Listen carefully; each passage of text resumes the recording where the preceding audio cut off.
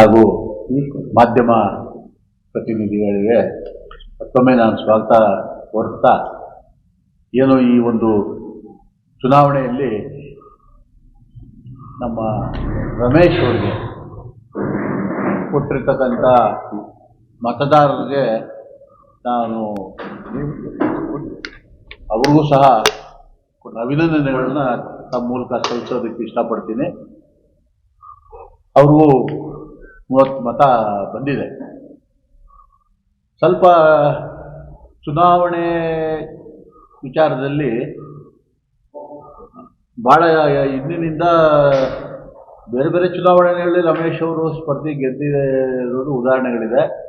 ಈ ಚುನಾವಣೆಯಲ್ಲಿ ಅವರು ನಿಲ್ಲಬೇಕು ಅಂತ ಇದ್ದಂಥವರಲ್ಲ. ಕೊನೆ ಗಳಿಗೆಯಲ್ಲಿ ಕೆಲವು ಮುಖಂಡರು ಅವರನ್ನು ನಿಲ್ಲಬೇಕು ಅಂತ ಹೇಳಿದಾಗ ಅವರು ಸ್ಪರ್ಧೆ ಮಾಡಿದ್ರು. ಈ ಮಾಡೋದಕ್ಕೂ ಮುಂಚೆ ಇಲ್ಲಿ ಇಬ್ಬರು ಕಾಂಗ್ರೆಸ್ ಅಭ್ಯರ್ಥಿಗಳೇ, ಕಾಂಗ್ರೆಸ್ ಈ ನಮ್ಮ ಕ್ಷೇತ್ರದಲ್ಲಿ ಪ್ರಥಮವಾಗಿ ನಮ್ಮ ಮಂತ್ರಿಗಳು ಇಲ್ಲಿ ಆಕಾಂಕ್ಷಿಗಳು ಯಾರು, ಇಲ್ಲಿ ಕಾಂಗ್ರೆಸ್ ಪಕ್ಷವನ್ನು ಕಟ್ಟಿದವರು ಯಾರು, ಇವತ್ತಿನ ದಿವಸ 20 ವರ್ಷದಿಂದ ನಮ್ಮ ಸರ್ವಿಸ್ ಏನಿದೆ ಈ ಕಾಂಗ್ರೆಸ್ ಪಕ್ಷಕ್ಕೆ, ಕಾಂಗ್ರೆಸ್ ಪಕ್ಷ ಚಿಕ್ಕಬಳ್ಳಾಪುರ ತಾಲೂಕಲ್ಲಿ ಯಾರಿಂದ ಗಟ್ಟಿಯಾಗಿ ನಿಂತಿದೆ ಅನ್ನೋದನ್ನ ಮಂತ್ರಿಗಳು ಅರ್ಥ ಮಾಡಿಕೊಂಡು ಕರೆದು ಎಲ್ಲರನ್ನೂ ಈ ಡಿಲಿಮಿಟೇಷನ್ ಅಂತ ಏನು ಮಾಡಿದ್ರು, ಯಾವ ಕ್ಷೇತ್ರ ವಿಂಗಡಣೆ, ಅಲ್ಲಿಂದನೇ ಸ್ವಲ್ಪ ತಪ್ಪಾಗಿದೆ ಅಂತ ನನ್ನ ಅಭಿಪ್ರಾಯ. ಈ ರಸ್ತೆಯಿಂದ ಈ ಭಾಗದಲ್ಲಿರ್ತಕ್ಕಂಥ ಒಂದು ಪಂಚಾಯಿತಿಯನ್ನು ತೆಗೆದುಕೊಂಡೋಗಿ ಎಲ್ಲೆಲ್ಲೋ ಮಂಡಿಕಲ್ಗೆ ಹಾಕುವುದು, ಇವರು ಯಾರ್ಯಾರನ್ನೋ ಹಿಡ್ಕೊಂಡು ಇನ್ಫ್ಲೂಯೆನ್ಸ್ ಮಾಡ್ದಂಗೆಲ್ಲ ಕ್ಷೇತ್ರಗಳು ವಿಂಗಡಣೆ ಮಾಡೋದು ಅದು ಸರಿ ಬರಲಿಲ್ಲ. ಆ ವಿಚಾರವಾಗಿ ನನ್ನ ವಿರೋಧ ಇದೆ. ಇನ್ನು ಈ ನಮ್ಮ ರಮೇಶ್ ಅವರು ಇರೋದ್ರಲ್ಲಿ ಅವ್ರ ಕೈಲಾದಷ್ಟು ಸೇವೆ ಮಾಡ್ಕೊಂಡು ಬಂದಿರತಕ್ಕಂಥವ್ರು ಹೊರತು ಚಿಕ್ಕಬಳ್ಳಾಪುರ ತಾಲೂಕಲ್ಲಿ ಆಗಲಿ ಜಿಲ್ಲೆಯಲ್ಲಾಗಲಿ ಯಾವ ಕರಪ್ಷನ್ ಆಗಲಿ ಇನ್ನೊಂದಾಗಲಿ ಇಂಥ ಸಣ್ಣತನಕ್ಕೆ ಕೈ ಹಾಕಿರ್ತಕ್ಕಂಥವ್ರಲ್ಲ. ಆ ಉದ್ದೇಶದಿಂದ ಕೊನೆ ಗಳಿಗೆಯಲ್ಲಿ ಅವರು ನಮ್ಮನ್ನು ಕೇಳಿದ್ರು.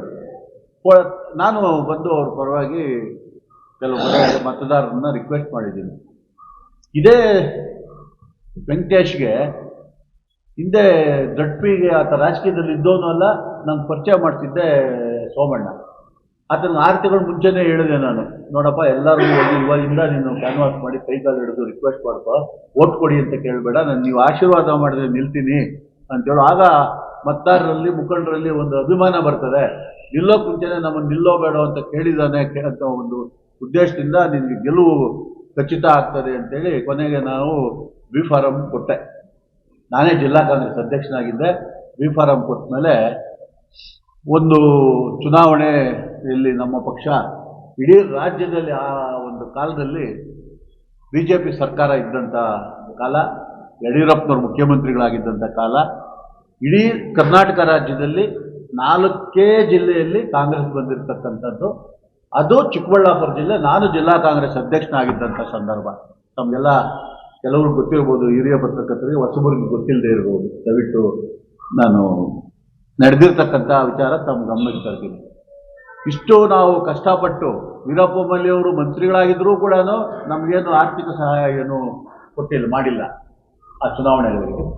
ನಾನು ಎಷ್ಟು ಕಷ್ಟದಿಂದ ಎಲ್ಲ ಕಂಟೆಸ್ಟ್ ಮಾಡಿರ್ತಕ್ಕಂಥ ಅಭ್ಯರ್ಥಿಗಳಿಗೂ ಚುನಾವಣೆ ಅಂದರೆ ಆರ್ಥಿಕ ಸಹಾಯ ಬೇಕೇ ಬೇಕು. ನನ್ನ ವೈಯಕ್ತಿಕ ಸ್ವಂತ ಶಕ್ತಿಯಿಂದ ನಾನು ಬೆವರು ಸುರಿಸಿ ದುಡ್ದಿರ್ತಕ್ಕಂಥ ಹಣದಲ್ಲಿ ಎಲ್ಲ ಅಭ್ಯರ್ಥಿಗಳಿಗೂ ಸಹಾಯ ಮಾಡಿದ್ದೀನಿ. ಅದರಲ್ಲಿ ಒಬ್ಬ ವೆಂಕಟೇಶು ಸಹ. ಫಸ್ಟು ಒಂದು ಜಡ್ಪಿ ಚುನಾವಣೆಗಳು ಅಧ್ಯಕ್ಷ ಸ್ಥಾನ ಉಪಾಧ್ಯಕ್ಷ ಸ್ಥಾನ ಬಂದಾಗ ಇವ್ರದ್ದು ಆಡದ ಆಟ, ಇಳಿಸೋದು ಹಚ್ಚೋದು, ಇಳಿಯಾಕು ವಸೂಲಿ, ಹಚ್ಚಾಕು ವಸೂಲಿ. ಅದ್ರ ಜೊತೆಗೆ ಇವರು ಇವತ್ತು ಚಿಂತಾಮಣಿಯ ಸುಧಾಕರ್ ಅವರ ಅಭ್ಯರ್ಥಿನೇ ಚಿನ್ನಪ್ಪ ಅಂತ ಹೇಳಿ ಕಾಂಗ್ರೆಸ್ ಅಭ್ಯರ್ಥಿ ಮಾಡಿದ್ರು. ಆ ಸಂದರ್ಭದಲ್ಲಿ ಕಾಂಗ್ರೆಸ್ ಪಾರ್ಟಿ ಆಫೀಸಲ್ಲಿ ಮೀಟಿಂಗ್ ಅಷ್ಟೊತ್ತಿಗಾಗಲೇ ನಮಗೆ ಸ್ವಲ್ಪ ಸಿಂಪ್ಟಮ್ಸ್ ಗೊತ್ತಾಗಿತ್ತು.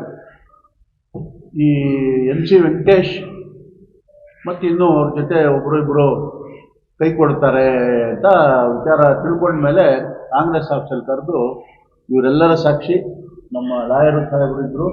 ಅವತ್ತು ಚೆಲ್ಪೂರ್ ನಾರಾಯಣ ಸ್ವಾಮಿ ಅವರು ಉಪಾಧ್ಯಕ್ಷ ಆಗಿದ್ದರು. ನಮ್ಮ ಪ್ರಕಾಶ್ ಅವರು ಜಿಲ್ಲಾ ಕಾಂಗ್ರೆಸ್ನ ಉಪಾಧ್ಯಕ್ಷರು, ಜಿಲ್ಲಾ ಕಾಂಗ್ರೆಸ್ ಕಾರ್ಯದರ್ಶಿಗಳು ಎಲ್ಲರೂ ಕೇಳ್ಕೊಂಡ್ವಿ. ನಾವು ಕೈಲ ಮೇಲೆ ಕೈ ಇಟ್ಕೊಂಡು ನಮಗೆ ನ್ಯೂಸ್ ಇದೆಯಪ್ಪ, ಸ್ವಲ್ಪ ಏನೋ ನೀವು ಮೋಸ ಮಾಡ್ತೀರಿ ಅನ್ನೋ ವಿಚಾರ ಗೊತ್ತಾಗಿದೆ ಅಂತ ಆಣೆ ಪ್ರಮಾಣ ಮಾಡಿ ಇಟ್ಬಿಟ್ಟು ಹೋದ. ಬೆಳಗ್ಗೆ ನಾವು ಕಾರಳ್ಳಿ ಕ್ರಾಸಲ್ಲೆಲ್ಲ ಜೆಪಿ ಸದಸ್ಯರನ್ನು ಕೂಡಿಸ್ಕೊಂಡು 11 ಗಂಟೆಗೆ ಹಳೆ DC ಆಫೀಸು ಗೊತ್ತಲ್ಲ ನಮಗೆ, ಈರೋಳಿದೆ, ಅಲ್ಲಿ ಚದುಪುರದ ಹತ್ರ ಚುನಾವಣೆ. ಸಂಜೆ ಹೋದವನು ಕಾಂಗ್ರೆಸ್ ಆಫೀಸಿಂದ ಮಾರನೇ ದಿವಸ ಸ್ವಿಚ್ ಆಫ್, ಫೋನ್ ಬರಲೇ ಇಲ್ಲ. ಎಲ್ಲಿ ಹುಡುಕಿದ್ರು ಫೋನ್ ಇಲ್ಲ, ಏನಿಲ್ಲ. ಆಮೇಲೆ ಗೊತ್ತಾಯಿತು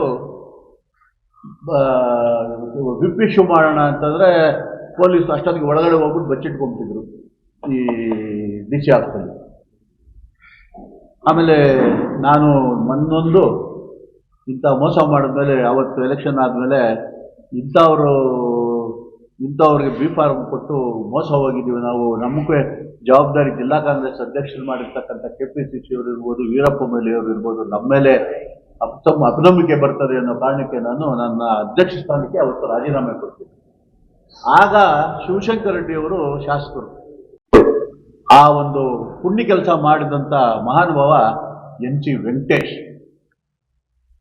ಆ ವೆಂಕಟೇಶು ಎಷ್ಟು ಲಕ್ಷ ಹಣ ತೆಗೆದುಕೊಂಡು ಆ ಸೀಟ್ನ ಮಾರ್ಕೊಂಡ ಅನ್ನೋದನ್ನು ನಾವು ಕೇಳಬೇಕು. ನಿಜ, ಇವತ್ತು ನಾವು ಯಲುವಳ್ಳಿ ರಮೇಶ್ ಅವರ ಪರವಾಗಿ ಓಡಾಡಿದ್ದೀನಿ. ನಾನು ಓಡಾಡಿಲ್ಲ ಅಂತ ಹೇಳ್ತಾ ಇಲ್ಲ, ಸ್ವಲ್ಪ ತಡ ಆಗಿದೆ.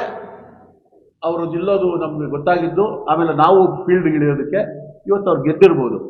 ನಾವು ಇಂಥವ್ರಿಗೆ ಸಹಾಯ ಮಾಡಿ, ನಾವು ಖಾಲಿ ಡಬ್ಬ ನಮ್ಮದಾಗಿದೆ. ನಿಜ, ಅವ್ರು ಹೇಳಿರೋ ಮಾತೇನು ಅಸತ್ಯ ಅಲ್ಲ. ಆ ಸದಸ್ಯತ್ವವನ್ನು ಮಾರಿಕೊಂಡು ಇವ್ರ ಡಬ್ಬ ತುಂಬಿದೆ. ಇವತ್ತು ಅವ್ರ ಡಬ್ಬ ತುಂಬಿರೋ ಡಬ್ಬ. ಇಂಥ ವ್ಯಕ್ತಿಗಳಿಗೆ ನಮ್ಮಂಥವ್ರು ಸಹಾಯ ಮಾಡಿ ರಾತ್ರಿ ಓಡಾಡಿ ದುಡಿದಿರ್ತಕ್ಕಂಥವ್ರು ಇವತ್ತು ನಾವು ಖಾಲಿ ಡಬ್ಬ. ಆತ ಹೇಳಿರೋ ಮಾತು 100ಕ್ಕೆ 100 ಸತ್ಯವಾದ ಮಾತು, ಸತ್ಯ. ಇಂಥವು ಸುಮಾರು ಉದಾಹರಣೆಗಳಿದ್ದಾವೆ. ಕೋಲಾರದಲ್ಲಿ ಇವರು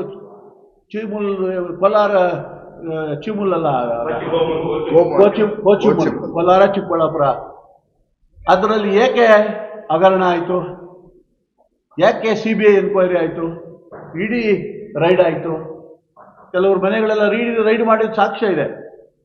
ನಾನು ಮಾನ್ಯ ಮುಖ್ಯಮಂತ್ರಿಗಳಿಗೂ ಉಪಮುಖ್ಯಮಂತ್ರಿಗಳು ಸಿದ್ದರಾಮಯ್ಯನವರು ಮತ್ತು DK ಶಿವಕುಮಾರ್ ಅವರಿಗೆ ಕೈ ಮುಗಿದು ಕೇಳ್ಕೊಳ್ತೀನಿ, ಯಾರೇ ಆಗಿರಲಿ ರಾಜಕೀಯ ಜೀವನಕ್ಕೆ ಬಂದು ರಾಜಕೀಯದಲ್ಲಿ ಒಳ್ಳೇದು ಮಾಡ್ತೀವಿ ಅಂತ ಹೇಳ್ಕೊಂಡು ಲೂಟಿ ಮಾಡಿಕೊಂಡು ಇಲ್ಲಿ ರಾಜ್ಯದ ಜನತೆಗೆ ಅನ್ಯಾಯ ಮಾಡಿಕೊಂಡು ಅವ್ರ ಡಬ್ಬಗಳು ತುಂಬಿಸ್ಕೊಳ್ಳುವಂಥ, ಅವ್ರ ಮನೆಗಳು ತುಂಬಿಸ್ಕೊಳ್ಳೋಕ್ಕಂಥ ಕೆಲಸ ಆಗಬಾರ್ದು. ಈ ವಿಚಾರವಾಗಿ ನಾನು ಶುಕ್ರವಾರ ಮುಖ್ಯಮಂತ್ರಿಗಳು ಮತ್ತು ಉಪಮುಖ್ಯಮಂತ್ರಿಗಳನ್ನ ನಾನು ಮೀಟ್ ಮಾಡ್ತಾ ಇದ್ದೀನಿ. ಈ ವಿಚಾರವಾಗಿ ತಪ್ಪಿತಸ್ಥರಿಗೆ ಶಿಕ್ಷೆ ಆಗಬೇಕು ಅನ್ನೋ ಮನವಿಯನ್ನು ಅವ್ರು ಕೊಟ್ಟು ಅವ್ರನ್ನ ಕಾಲಿಡಿದು ಬೇಡ್ಕೊಳ್ತೀನಿ. ಇಂಥವ್ರಿಗೆ ಪನಿಷ್ಮೆಂಟ್ ಮಾಡಬೇಕು ಸ್ವಾಮಿ ಅಂತ ಇದು ನನ್ನ ಅಭಿಪ್ರಾಯ. ಈ ವಿಚಾರವನ್ನು ತಮ್ಮ ಗಮನಕ್ಕೆ ತರೋದಕ್ಕೆ ಇವತ್ತು ತಮ್ಮನ್ನೆಲ್ಲ ಇಲ್ಲಿ ಕರೆದಿದ್ದೀವಿ. ತಾವೆಲ್ಲ ಬಂದಿದ್ದೀರಿ, ಸಂತೋಷ. ಇನ್ನು ತಮ್ಮಿಂದ ಏನಾದರೂ ನಮ್ಮನ್ನು ಪ್ರಶ್ನೆ ಮಾಡೋದಿದ್ರೆ ತಾವು ಮಾಡ್ಬೋದು ಅಂತ ನನ್ನ ಕಳಕಳಿ ಮನವಿ.